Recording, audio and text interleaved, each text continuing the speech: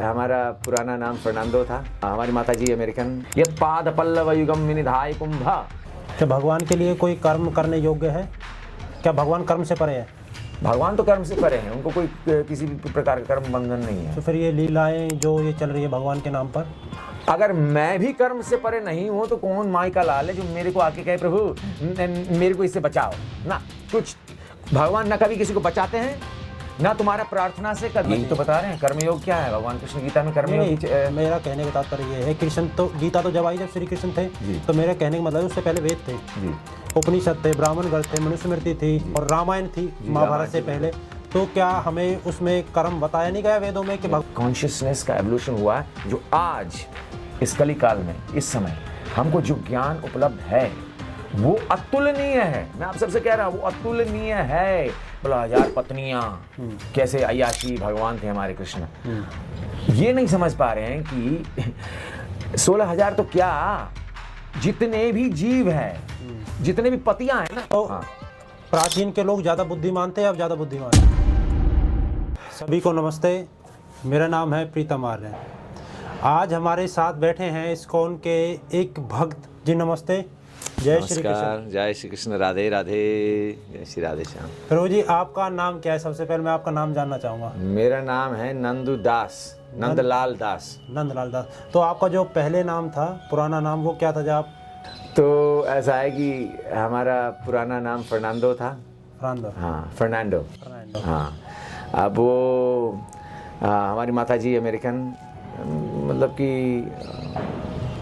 Christian background जी जी है ना जी। और उस समय इसलिए प्रभुपाद जी अमेरिका में उनके प्रचार को लेके जी जी वो चलते थे जी। और तो उस समय हमारी माताजी प्रभुपाद जी के एक प्रोग्राम में गई और वहाँ पर ये लगभग कितनी पुरानी बात है? ये आप 50 साल पुरानी बात कर रहे हैं। अच्छा। हमारी माताजी के कृपा से हमको भक्ति में प्रवेश मिला है जी।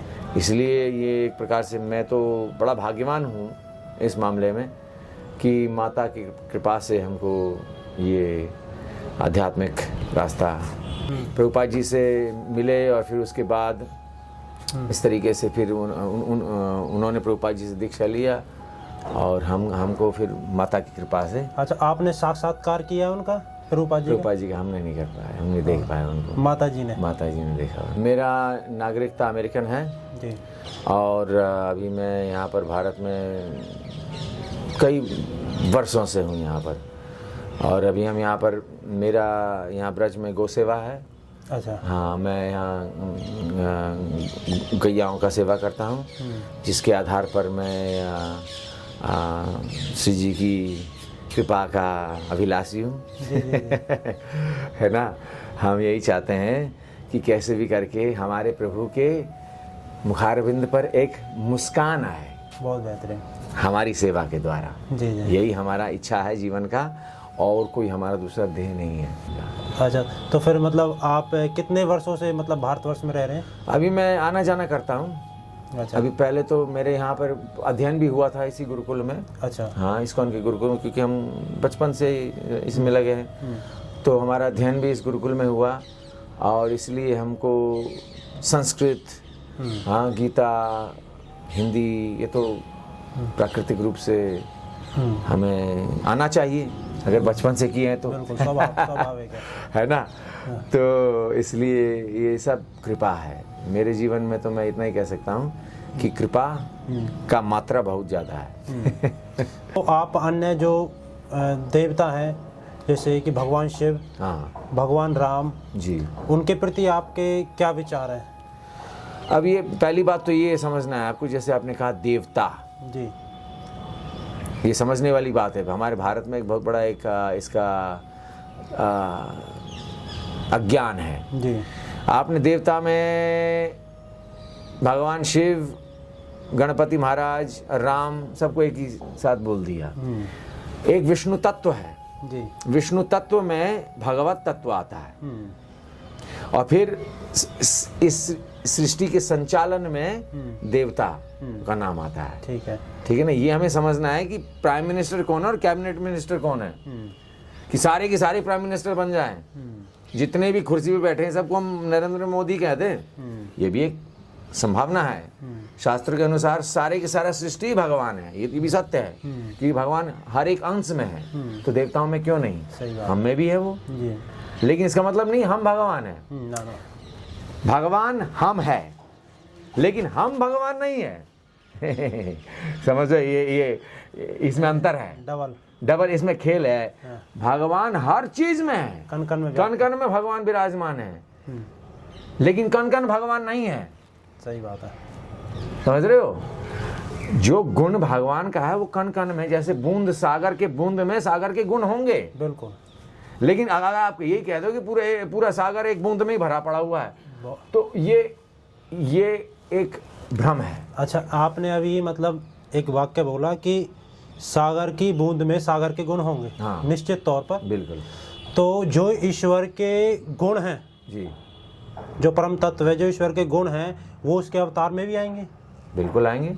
उसमें लेश मात्र ऊपर नीचे नहीं होगा। क्यों नहीं होगा? अच्छा, कैसे होगा वो? जैसे बूंद में सागर में अंतर नहीं है।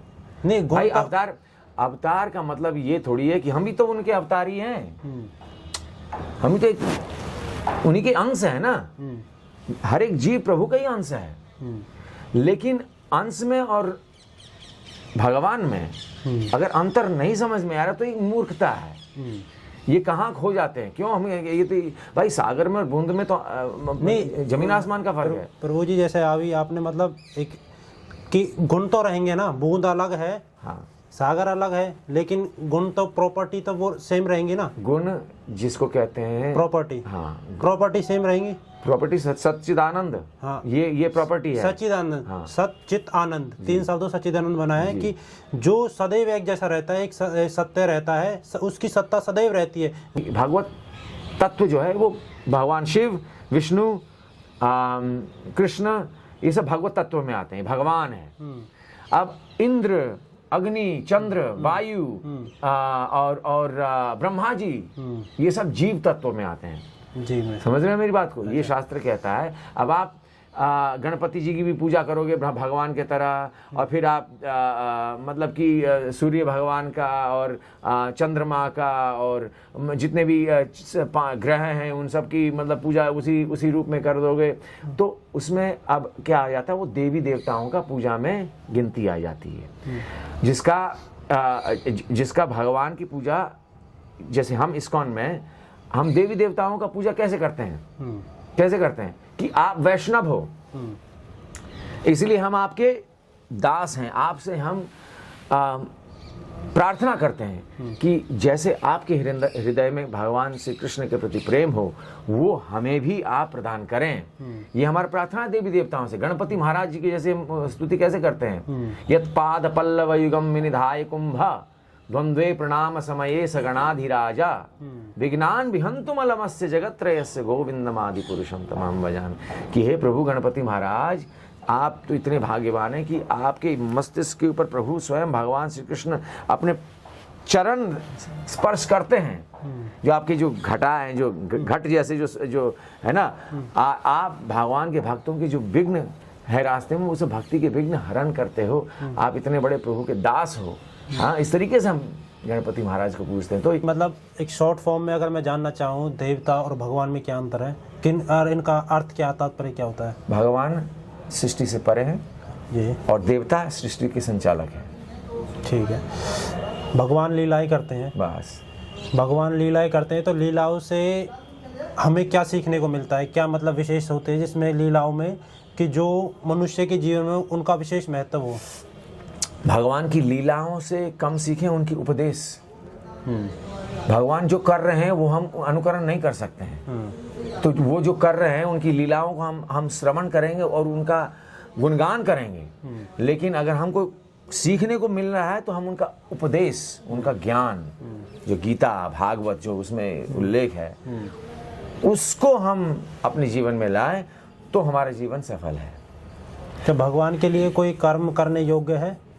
क्या भगवान कर्म से परे है? भगवान तो कर्म से परे हैं, उनको कोई किसी भी प्रकार का कर्म बंधन नहीं है। तो फिर ये लीलाएं जो ये चल रही है भगवान के नाम पर, ये तो उनके आनंद के लिए। नहीं मतलब भगवान को अनुभूति होती है कर्म करने की? भगवान को कर्म करने की जरूरत नहीं है और भगवान ना ही कि इस कर्म से लिप्त हैं। वो कर्म सिर्फ इसलिए करते हैं हमें दिखाने के लिए कि अगर मैं भी कर्म से परे नहीं हूं तो कौन माई का लाल है जो मेरे को आके कहे प्रभु मेरे को इससे बचाओ ना। कुछ भगवान ना कभी किसी को बचाते हैं, ना तुम्हारा प्रार्थना से कभी कुछ होने वाला टलता है या रुकता है या बनता है। हम सोचते हैं कि मैंने जाके माथा टेक ली तो मेरा काम बन गया। बिल्कुल नहीं, तुम्हारा काम इसलिए बना क्योंकि तुम्हारा कर्म में लिखा था। और अगर हम सोचें कि प्रभु के पास जाने से तुम्हारा काम टल जाएगा, ये भी गलत बात है, क्योंकि कर्म कोई टलता नहीं। जब स्वयं भगवान ने दिखा दिया श्री राम के रूप में आकर कि मैं अगर गलत करूंगा, जानबूझ के उन्होंने बलि को पीछे से मारा, जानबूझ के, कि ये क्षत्रिय धर्म के विपरीत है। उन्होंने जानबूझ के इसलिए मारा, ये दिखाने के लिए अगर मैं राम के रूप में गलत करूंगा तो कृष्ण के रूप में स्वयं भगवान आके मैं कर्म का फल भोगूंगा। अच्छा। और ये दिखाने का मतलब क्या है कि अगर प्रभु क्या कह रहे हैं कि अगर मैं कर्म कर सकता हूँ, कर्म से बचता नहीं हूं तो आपको भी नहीं बचना चाहिए। तो कौन है तो कौन माई का लाल है जो कर्म से परे है? कोई नहीं। ठीक ठीक। मेरा इसी पे मतलब सवाल है कि अगर भगवान हमें लीला अवतार के रूप में लीलाओं के माध्यम से बताते हैं कि भाई कर्म करना श्रेष्ठ है जी, ठीक है, तो जो हमारे शास्त्र हैं, 4 वेद, उपनिषद, दर्शन, ब्राह्मण ग्रंथ, अन्य जितने भी मनुस्मृति, ये जितने भी ग्रंथ है, क्या हमें कर्म करने के ये इन्होंने बताया नहीं हमें कर्म, इसमें कर्म करना यही तो बता रहे हैं। कर्मयोग क्या है? भगवान कृष्ण गीता में कर्मयोग मेरा कहने का तात्पर्य ये है, कृष्ण तो गीता तो जब आई जब श्री कृष्ण थे जी, तो मेरा कहने का मतलब उससे पहले वेद थे जी, उपनिषद थे, ब्राह्मण ग्रंथ थे, मनुस्मृति थी है, और रामायण थी महाभारत से पहले। तो क्या हमें उसमें कर्म बताया नहीं गया वेदों में कि भगवान ने जब संसार में पहला मनुष्य आया होगा तो क्या वेदों के माध्यम से उन्होंने कर्म की उन्हें भूमिका नहीं दी होगी? बिल्कुल दी। या जो भगवान को फिर से आके भाई वेदों से भी अलग भगवान को कुछ करना पड़ा? क्या भगवान ने अपने ज्ञान में सुधार किया? क्या पहले उसके ज्ञान में त्रुटि थी? ऐसा है कि जैसे कमल होता है, एक एक दल करके खुलता है। अब क्योंकि वो अंदर वाला दल खुला नहीं तो इसका मतलब नहीं कमल में त्रुटि है। ये है कि धीरे धीरे करके प्रकाशित हो रहा है। समझ रहे मेरी बात को? अब सतयुग में जब शुरू हुआ उस समय तो कोई अवतार नहीं थे, न ही राम थे। तो उस समय क्या उनके पास ज्ञान नहीं था? बिल्कुल था उस समय। लेकिन सतयुग में मंत्र था, गायत्री मंत्र। तो उस समय हम सूर्य भगवान को पूजते थे, हम चंद्रमा को पूजते, हम देवी, हम सृष्टि को पूजते थे। समझ रहे मेरी बात को? सृष्टि में शुरू हुआ शिवलिंग से कि हम ये इंसान ये देख रही है कि भाई यहाँ तो जन्म और पूरी सृष्टि तो ये मैथुन से हो रहा है, तो हम इस मैथुन की पूजा करें। ठीक है, लिंग और योनि की पूजा शुरू की है। तो ये सारे सतयुग में हो। उसके बाद त्रेता में राम जी आए। राम जी ने आके फिर धर्म को श्रेष्ठ माना, कर्म को श्रेष्ठ माना। ठीक है, अब फिर उन्होंने अपने द्वापर में फिर कृष्ण के रूप में आए, जो उन्होंने कहा ये धर्म और इससे तो परे एक वस्तु है जिसको कहते हैं प्रेम। प्रेम में सब कुछ है, प्रेम ही सारे धर्मों का सब मतलब इस तरीके से एक करके मतलब खुलते गया है। बात मतलब घूम के वहीं पे आगे कहने का तात्पर्य ये है कि जो संसार में पहला मनुष्य सतयुग, मतलब सतयुग की बात कर लेते हैं हम, ठीक है जी। सतयुग में जैसे कि अवतार बहुत कम देखने को मिले जी, अवतार सतयुग में, तो सतयुग के समय जितने भी लोग थे, जितने मनुष्य थे, क्या ईश्वर ने उनके साथ भेदभाव किया कि उन्हें प्रेम का पाठ नहीं पढ़ाया श्री कृष्ण के रूप में? कर्म के रूप में उन्होंने राम का जो अवतार था, उन्होंने कर्म की परिभाषा नहीं सिखाई, श्रेष्ठता की परिभाषा नहीं सिखाई? क्या भगवान ने जो पहले मनुष्य थे जब अवतार नहीं होते, क्या भगवान ने, ईश्वर ने उनके साथ भेदभाव किया? या ईश्वर ने उनके साथ कोई भेदभाव नहीं किया, संपूर्ण ज्ञान सृष्टि बनते हुए उन्हें वेदों के माध्यम से दे दिया? या फिर श्री कृष्ण ने उसमें बदलाव किया? क्या वेदों में बदलाव किया गया है या मतलब वेद पूर्ण थे? ये जानना है। हाँ, तो ये आपकी बहुत बढ़िया प्रश्न है। ऐसा देखिए, ये आप कह रहे हैं पुरातन की चर्चा जी। मैं इस बात को मानता हूँ कि एक समय था जब हम ज़्यादा जानकार नहीं थे, जिसको कहते हैं एवोल्यूशन जी। अब एवोल्यूशन के हिसाब से हम देखेंगे तो पहले अवतार हुआ मत्स्य, मत्स्य के बाद हुआ कुर्मा, जमीन पानी में से आए वो जमीन के ऊपर, ठीक है। और फिर उसके बाद हुए वराह, जो कि अभी जमीन पर ज्यादा, पानी में भी लेकिन दलदल में, लेकिन जमीन पे उनको बहुत ही ज्यादा प्रेम। फिर उसके बाद जमीन के राजा सिंह, ठीक है। फिर उसके बाद वामन छोटे, फिर उसके बाद परशुराम, ठीक है, जो तो इस तरीके से ये एवोल्यूशन चल रहा है। ठीक है। ये जो मनुष्य का जो चेतना है, इसका एक एवोल्यूशन चल रहा है। हम ये नहीं कह सकते कि हम पैदा हुए थे उस समय से हम इतने ही मतलब कि जानकार लोग थे। मैं इस बात को नहीं मानता हूँ। मानने वाले लोग कहते हैं कि पुरातन के समय में मतलब कि अलग किस्म के लोग थे जो कि बहुत, मैं इससे मेरे को इसमें कुछ कमियां लगती है। तो हाँ।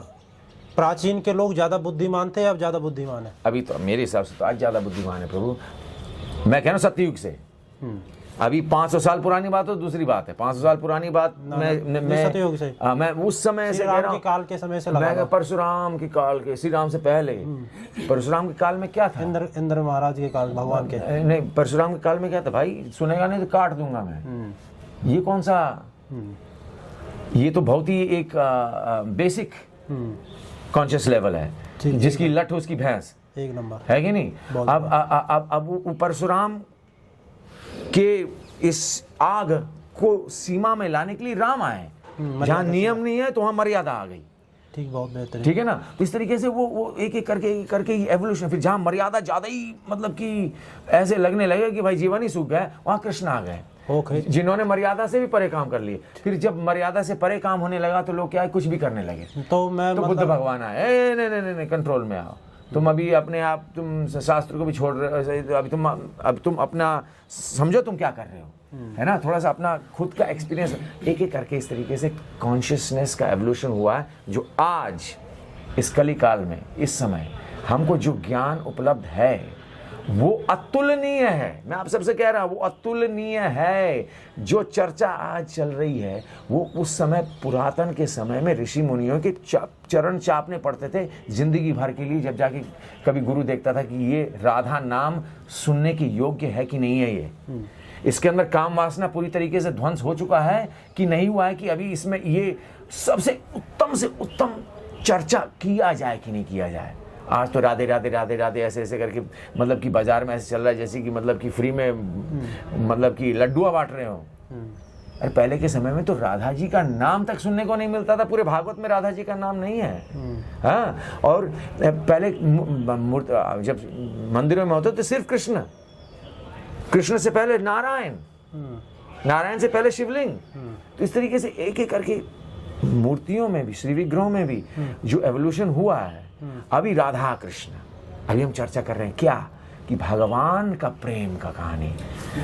भाई ये तो किसी का बहुत ही इंटीमेट पास टाइम है, ये किसी का बहुत पर्सनल मामला है। अब हम लोग ऐसी पर्सनल मामला की चर्चा कर रहे हैं जो कि पहले के समय में भाई साहब बहुत क्वालिफिकेशन की बात सुनने को मिलता था। अच्छा, श्री कृष्ण की जो पत्नी थी माता रुक्मणी, हाँ, उनसे हमें क्या सीखने को मिलता है, राधा से हमें क्या सीखने को मिलता है? अब ऐसा है कि देखिए, श्री कृष्ण जी, उनकी पत्नी तो उनके साथ थे और साथ में रहकर तो क्या है कि प्रेम स्वाभाविक होता है। भाई आराम से, पति मेरे सामने है, दिल भरा हुआ है। हाँ, पत्नी हमारे साथ है, दिल भरा हुआ है। माता रुक्मणी मतलब दोनों साथ में हैं, तो उसमें प्रेम करना तो स्वाभाविक है, आनंद है। लेकिन विरह का प्रेम, ये बहुत खतरनाक प्रेम है। इसमें सिर्फ आग जलती है। इसमें जो प्रेम है वो एक प्रकार से एक साधना बन जाती है। और इसलिए हम साधकों के लिए, जिसके पास अभी भगवान नजर में नहीं आ रहे हैं, समझ रहे मेरी बात को? ठीक है। हमारे लिए राधा जी का प्रेम बहुत जरूरी है इसको समझना, क्योंकि इस स्थिति में हम संसार में हैं। हम संसार में, यहाँ पर हम दुख भोग रहे होंगे कि कर्म के ये लट खा रहे हैं। हाँ, जिंदगी के हम वो खा रहे, फिर भी हमको अपना जो प्रभु के साथ जो संबंध है उसको छोड़ना नहीं है। हाँ, कहीं यहाँ पर एक गुरुजी आ रहा है, कह रहा है कि मेरा चेला बन जा, तेरे को पूरा आश्रम दे दूंगा, लेकिन मेरे तो गुरुजी ऑलरेडी है। क्या मैं बिक जाऊंगा इस नए गुरुजी के लिए क्योंकि मेरे को आश्रम मिल जाएगा? हाँ, कि मैं इस गरीब गुरुजी जिनको मैंने सबसे पहले अपना जीवन दे दिया, मैं उन्हीं के पीछे गरीबी में रहूंगा? ये सब प्रश्न है। आपका निष्ठा कहाँ है? आपका जो पतिव्रता कहाँ है? आपका जो जो धर्मव्रता का क्या है, आपके भगवान के साथ संबंध कितना घना है, ये सब राधा जी से हमको सीखने मिलेंगी। राधा जी ने जो अपने जीवन में एक बार दिल दिया तो दिल को दूसरा कोई नहीं, चाहे जैसे कि आपने कहा कि परशुराम क्रोधी थे जी, तो भगवान श्री राम ने मर्यादा सिखाई जी, उसके बाद फिर आते आते भगवान श्री कृष्ण ने प्रेम की वो सिखाई, मतलब वो सिखा रहे हैं जी, तो कहीं ना कहीं जैसे श्री कृष्ण ने राधा के माध्यम से तो लोगों में ये संदेश पहुंचाया कि आप मतलब एक अब पत्नी के अलावा भी मतलब आपके पास ऑप्शन है जो प्रेम की राह एक अलग राह पे ले जाता है आपको। अब आप पत्नी तो अब प्रभु के साथ आप सिर्फ प्रेम करने सीखे, पत्नी और पति ये सब तो हमारे यहाँ के सृष्टि का एक वो है बंधन। कहते हैं कि 16,000 पत्नियां, कैसे अय्याशी भगवान थे हमारे कृष्ण। ये नहीं समझ पा रहे हैं कि 16,000 तो क्या, जितने भी जीव हैं, जितने भी पतियां हैं ना, पति वो भी उनके पत्नियां ही हैं।